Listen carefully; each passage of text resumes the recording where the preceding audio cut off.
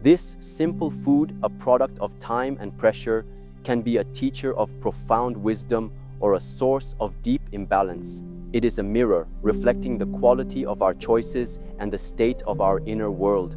We must learn to see beyond the rind. Most people will only taste the salt and the fat. They will miss the final lesson on inner alchemy and risk a life that is physically sustained but spiritually hollow, the most tragic mistake of all. Artificial ease. We begin with the most pervasive and deceptive of all forms. It is the cheese that comes wrapped in individual sheets of thin plastic, a perfect square of uniform color and texture. It is the cheese of ultimate convenience, the cheese of a hurried world. To consume this is the first great error, for it is an act of consuming an illusion. This substance is not truly cheese in the way that a living tree is not a plastic replica.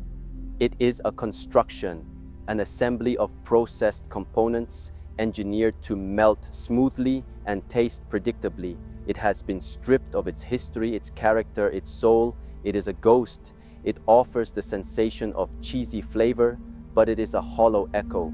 The body receives calories, but the spirit receives nothing of substance. It is a choice that honors speed over integrity. This choice is a reflection of a certain state of mind, one that has become all too common. It is the mind that seeks the path of least resistance in all things. It desires a life that is prepackaged, predictable, and free from any challenge or complexity. We seek friendships that are easy, knowledge that is simplified into bullet points, and experiences that are sanitized for our comfort. In choosing this processed cheese, we are practicing for a life of superficiality. We are training our minds to accept the facade over the reality. For a body in its senior years, a body that has earned the right to authentic, deep nourishment, offering it this artificial substance is a profound misstep. It is like showing it a photograph of a mountain and calling it a journey.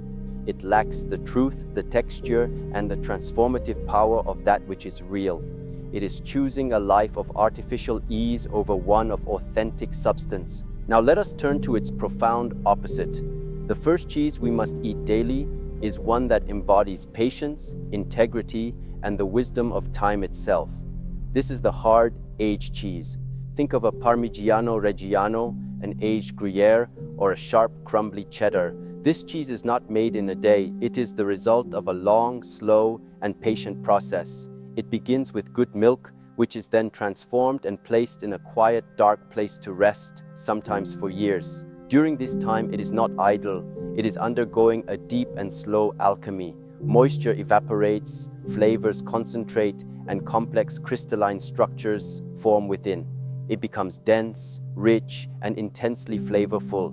It is the very essence of the milk, concentrated and refined by the unhurried hand of time. It is a food of profound integrity. To eat this cheese is to honor the virtue of patience. It is a physical act that reinforces a deep spiritual truth, that the most valuable things in life cannot be rushed. Wisdom, character, and true strength are not created instantly. They are the result of a long, slow process of maturation. They are the reward for enduring pressure and for allowing time to do its transformative work. For a person over 60, this is a lesson that life itself has taught. To see it embodied in a piece of cheese is a beautiful and grounding affirmation. This cheese demands respect. You do not swallow it whole, you savor a small piece. Its flavor is so concentrated that a little goes a long way, teaching us the value of moderation and appreciation. It nourishes the body with its rich calcium and protein, and it nourishes the soul with its powerful story of time, patience, and the beauty of a thing well made. It is the cheese of a life that has been fully lived and fully savored. Sensory numbing. The second cheese we must never touch is one that assaults the senses rather than engages them. This is the cheese that has been blended with artificial flavors, excessive sugars, and other loud, aggressive ingredients. Consider the tubs of dessert-flavored cream cheese, the logs of cheese food rolled in artificial bacon bits, or the spreads that taste more of chemical smoke than of dairy. The error here is the worship of intense, overpowering sensation. It is the belief that more is better, more sweetness, more saltiness, more artificial flavor. This approach is a form of violence against the palate. It numbs our ability to perceive subtlety. After eating such a thing, the gentle, honest flavor of a simple, well-made cheese is lost to us. We become deaf to the whispers of true nourishment because our senses have been conditioned to respond only to shouting. This choice reflects a mind that is caught in a state of agitation, a mind that constantly seeks distraction and stimulation from the outside world. It is a form of addiction. We seek ever higher peaks of sensation to feel something, anything, to distract us from a sense of inner emptiness or unease. This path leads not to contentment, but to a perpetual state of craving and dissatisfaction. The fleeting pleasure of the intense flavor is quickly followed by a crash, leaving us wanting more. It is a cycle of imbalance that depletes our vital energy.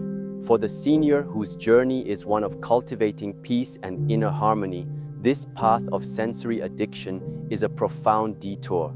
It is choosing the temporary thrill over enduring contentment.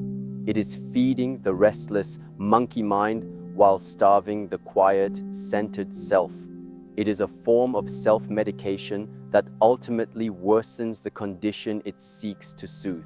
The antidote to this sensory numbing is not found in more complexity, but in its profound opposite. The second cheese we must eat is one of pure, honest simplicity. This is the fresh, soft cheese. Think of a simple goat cheese, a fresh ricotta, or a soft mozzarella. This cheese is the opposite of aged and complex. It is young, it is mild, it is humble. Its beauty lies in its purity and its direct connection to its source. It has not been manipulated or disguised. Its flavor is a clean, clear expression of the milk from which it was made. It is a gentle food, soft and yielding. It does not shout for your attention. It invites a quiet appreciation. It cleanses the palate. It reminds us of the beauty of that which is simple, unadorned, and true.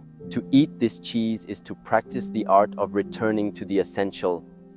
It is a meditation on purity and clarity. In a world that constantly bombards us with complexity and noise, the choice for simplicity is a radical act of self-care. It is a way of clearing the mind and calming the senses. It teaches us to find joy not in the intensity of a sensation, but in its quality. It cultivates a beginner's mind, a state of openness and appreciation for the subtle wonders of the present moment. For a person of advancing years, this practice is invaluable. It is a way of unburdening the self from a lifetime of accumulated complexities and returning to a state of simple, peaceful presence. This fresh cheese nourishes the body with its gentle proteins and is easy to digest, but its deeper nourishment is for the spirit. It teaches us that true contentment is not found in adding more, but in appreciating the profound beauty of what is already here in its simplest form. Fearful imitation. The third cheese that has no place on a plate of wisdom is the one born of fear. This is the fat-free or low-fat cheese. On the surface, it presents itself as a virtuous choice, a healthier alternative. But we must look deeper into the intention behind its creation. This cheese exists because of a fear of a natural, essential component, fat. In an attempt to escape this perceived enemy, the very soul of the cheese is removed. What is left is a rubbery, tasteless imitation. It does not melt properly, it does not satisfy. It is a hollow caricature of the real thing. To create it, manufacturers must often add back other things, fillers, gums, artificial flavorings, to try and mimic the texture and taste that were lost. It is an act of profound self-deception. We eat the imitation and pretend we are eating the real thing, but the body knows the difference. This choice is a manifestation of a life governed by fear and denial. It is the mindset that believes we can become whole by rejecting parts of ourselves. We fear our own anger, our own sadness, our own desires, and so we try to cut these parts out of ourselves to deny their existence. But just like the fat in cheese, these parts are essential to our wholeness. To deny them is to create an imitation of a human being, a person who is not integrated, not authentic. This fear-based approach to eating is a practice for a fear-based approach to living. It weakens our ability to trust nature and to trust our own bodies. For a senior who has the opportunity to live from a place of wisdom and self-acceptance, to choose a food born of fear is to regress. It is to deny the lessons of a lifetime, which teach us that true health comes not from avoiding life, but from embracing it in its totality, with intelligence and balance. To find true strength and wholeness, we must not run from complexity or perceived imperfection, but learn to embrace and integrate it. This brings us to the third cheese we must eat. It is a cheese that, to the uninitiated eye, may look like it is spoiled. This is the living blue vein cheese. Think of a Roquefort, a Gorgonzola, or a Stilton. These cheeses are intentionally inoculated with a culture of harmless mold, which grows into the blue or green veins that give the cheese its name and its character. This is not decay, it is a controlled living process of transformation. The mold is a collaborator. It breaks down the fats and proteins in the cheese, creating a creamy texture and a deep, complex, and pungent flavor that is unlike any other. It is an act of pure alchemy, transforming a simple curd into something extraordinary. To eat this cheese is a profound practice of acceptance and transformation. It is to look at something that society might label imperfect or tainted, and to see in it a source of profound beauty and strength. It teaches us to not be afraid of the mold in our own lives, the difficult experiences, the challenging emotions, the parts of ourselves we might be tempted to reject. It shows us that these very things, when integrated with awareness and intention, can be the source of our deepest character, our most complex wisdom, and our greatest strength. It is a food that requires courage to eat, and it rewards that courage with an unparalleled depth of experience. For a person over 60, this cheese is a powerful teacher. It is a reminder that the most challenging parts of our life's journey are often the very things that make us who we are. It is the cheese of radical self-acceptance and of the beautiful, transformative power that lies hidden in life's imperfections. Mindless convenience. The final cheese we should never touch is not defined by its ingredients, but by its form and the state of mind it encourages. This is the pre-shredded cheese that comes in a plastic bag. The error is not the shredding itself, but the reason for its existence, the avoidance of a simple, mindful act. To save 30 seconds of grating, we choose a product that is fundamentally inferior.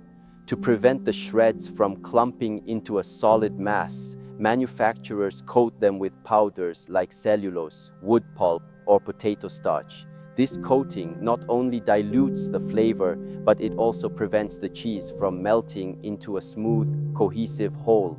It creates a grainy, separated texture. We have traded quality and integrity for a fleeting moment of convenience. This is a poor bargain. This choice is a symptom of a life lived in a hurry, a life where presence is sacrificed at the altar of efficiency. The small, mindful ritual of grating a block of cheese is an opportunity for presence. It is a moment to connect with your food, to feel its texture, to smell its aroma. To bypass this moment is to practice being absent from your own life. It is to train the mind to always look for the shortcut, to always be thinking about the next thing instead of being fully engaged in the current one. This habit of mindless convenience, practiced in small ways, grows to infect our entire existence. We pre-shred our relationships with quick text messages instead of deep conversations. We pre-shred our learning with summaries instead of reading the book. For the senior whose gift is time and the potential for deep presence, to fall into the trap of mindless convenience is to squander that precious gift.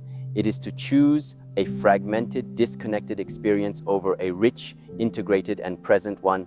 The final cheese we must eat daily is the ultimate antidote to this disconnection. It is not merely a type of cheese, but a cheese with a story and a relationship. This is the locally made artisan cheese. This is the cheese you buy from a person at a farmer's market or from a local shop that knows the cheesemaker. This cheese has a name, a place, and a story. It is not an anonymous product from a vast, faceless factory. It is the result of a specific person's skill, passion, and care made with milk from specific animals grazing on specific land. To buy this cheese is to participate in a relationship. You can speak to the person who sells it, you can learn about its origin, you can understand the process that brought it into being. It is a cheese that is alive with connection. To eat this cheese is to practice gratitude and community. It is to honor the human hand and the local land. It connects you to your own environment, to the seasons, and to the people who are your neighbors. This act of conscious purchasing sends a ripple of support through your local community, strengthening the bonds that hold us together. When you eat this cheese, you are not just a consumer, you are a participant in a cycle of mutual support.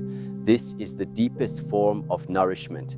It nourishes the body with a product of high quality and integrity, and it nourishes the soul with a profound sense of belonging and connection. For a person of any age, but especially for one in their later years, cultivating these connections is the key to a vibrant and meaningful life. It is the understanding that we are not isolated individuals, but part of a vast, interconnected web. This cheese is a delicious reminder of that truth. It is the bread of life shared. The cheese on your plate is a mirror reflecting a choice. Is it a choice for illusion, for sensory addiction, for fear, for mindless convenience? Or is it a choice for integrity, for simplicity, for radical acceptance, for deep connection? This is never just about food. It is about the kind of life you are choosing to cultivate, the kind of person you are choosing to be. With every bite, you are building your inner world. Choose to build a world of substance, peace, courage, and connection. Be honest, which of these reflections made you pause and see your own daily choices in a new light?